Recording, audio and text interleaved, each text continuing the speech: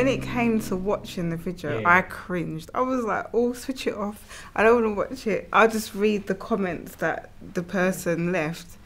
I like the structure of that, the question. So did you feel pressured?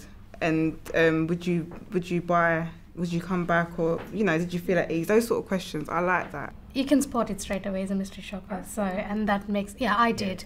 I had one before, 2 weeks, and I spotted straight he's a mystery shopper. They won't leave until you do what you've got to do. And some of the questions, he contradicted himself. I was thinking, Has anyone had 2 mystery shops done? Yeah. Oh, you both have? Savings and life, Yeah. And so by the second one, did you feel any more comfortable, or with the output and the conversation? No.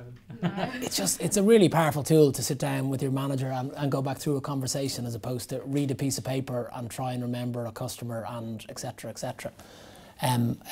So for me, it's about trying to help, support and develop and build on your customer conversations and improve them. In terms of the actual mystery shopping experience, I do think it's a little bit rigid.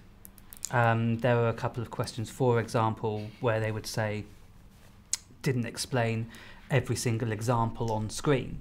For example, with life cover, did you explain that extreme sports includes powerboat racing and parachuting and potholing and this, and if you don't say all 4, then that's an amber. Whereas I'm pretty sure if you say, do you do an extreme sports, number 1, they pretty much know exactly what you're talking about, and number 2, if you give 2 examples, that should be enough, and you don't need to necessarily mention all 4. So I think in that respect it's a bit rigid, but overall it is a really good training tool. And obviously just have to put up with watching yourself on screen as much as I don't like to. It does help. And it does take away that subjectivity around what's been said and what hasn't been said. So it's also really good for the FS from your side as well, so to sit down with your manager and say, if you get a report, and certainly in the last organisation we used to do mystery shopping by paper, and there was always a debate whether the person said it or not, and you can't defend it. With a video you can.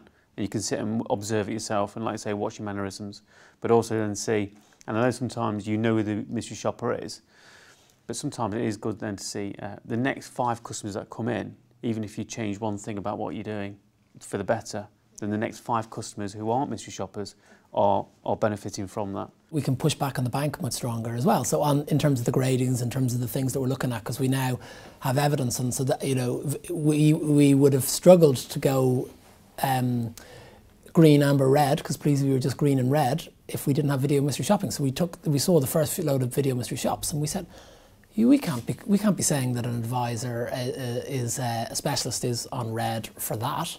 It's a really small infringement, no customer detriment.